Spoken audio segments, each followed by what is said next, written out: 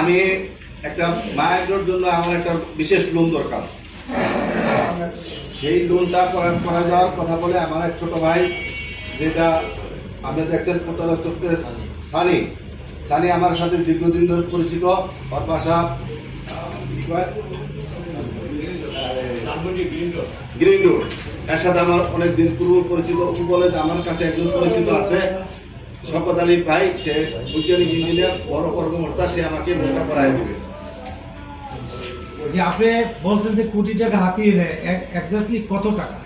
আনুমানিক 40 লক্ষ টাকার প্রায়, মানে বিভিন্ন সময় এই টাকাটা ভেঙে নিছে। সে আমাকে ইতিপূর্বেই 2.5 লক্ষ টাকার চেক দিছে, আর বাকিটা বলছে যে আমার একটা ব্লাইন্ড চেক দিয়ে রাখছে। ব্লাইন্ড চেকটা আছে সাথে। আপনি তো একজন সচেতন মানুষ, কিন্তু আপনাকে ফাঁদে কিভাবে ফেলাই? আমি তো ব্যবসায়ী মানুষ, আমার লোনের খুব প্রয়োজন। আমার বিশাল বিশ্বাসের উপরে, হ্যাঁ বিশ্বাস, মানে কি আপনার ছোট ভাই বড় ভাই, সানি ছোট ভাই বড় ভাই, সেই হিসাবে তার বাসা বাড়ি আমি সানি সমস্ত কিছু চিনি। কিন্তু র‍্যাব দিয়ে যে মামলা, এইটা একটু বলেন যে কিভাবে আপনাকে। আমার সাথে শামসুল আলমের সাথে অনেকবার এই নিয়ে কথা কাটাকাটি হওয়ার এক পর্যায়ে তারা আমাকে ওই দিনকে শাহিন স্কুলের সামনে যেতে গেলে আমি আমার এই কর্মচারীর সাথে নিয়ে যাই।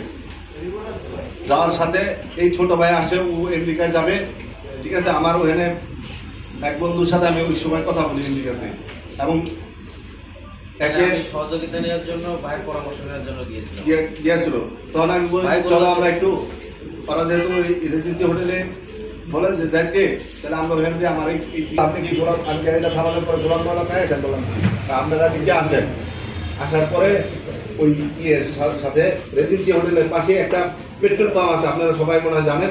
ওটার হাতের বাম থেকে একটা 4 স্টুলে নিয়ে আমার বসায়। তখন আমি বলি যে আমি 4 স্টুলে করবো কেন, আমাকে আমরা রিজেন্সি হোটেলে চলেন, 1 মিনিটের রাস্তাও না। তারা বলে হ্যাঁ ঠিক আছে, আমরা রামিনে এনে যাবো, ঠিক আছে, এই কথা বলে। ধর আমি সরল বিশ্বাসে গাড়িতে উঠার পরে তারা আমাকে উঠাও করে নিয়ে যায় 3 জন। আচ্ছা, আপনার নাম তো গোলাম মোল্লা কায়েস নাকি? জি, আমার নাম গোলাম মোল্লা কায়েস। আপনি অভিযোগ করছেন মা এগ্রো ফার্ম উদ্যোগে। জি জি। আপনার মা কি আছে মেটালস, মেটাল ইন্ডাস্ট্রিজ আছে। এইখানে আপনি লাগছেন, আপনি যে বক্তব্য বলেছেন মা এগ্রো ফার্ম। হ্যাঁ, মা এগ্রো ফার্মের লোনটা আমি করছি, যেটাই করছি আমি। মা এগ্রো ফার্মের জন্য লোনটার জন্যই এই ব্যাপারে মামলা করছেন কি না, আমি এই সাংবাদিক সম্মেলনের পরে আমি মামলা করব। ওকে, ঠিক আছে। আচ্ছা, আপনি যে ক্ষতিগ্রস্ত হলেন, এখন সংবাদ সম্মেলন করতে আসছেন, এই সংবাদ সম্মেলনের মাধ্যমে আপনি কি আশা করেন? আমি সংবাদ সম্মেলন করে আমি সমস্ত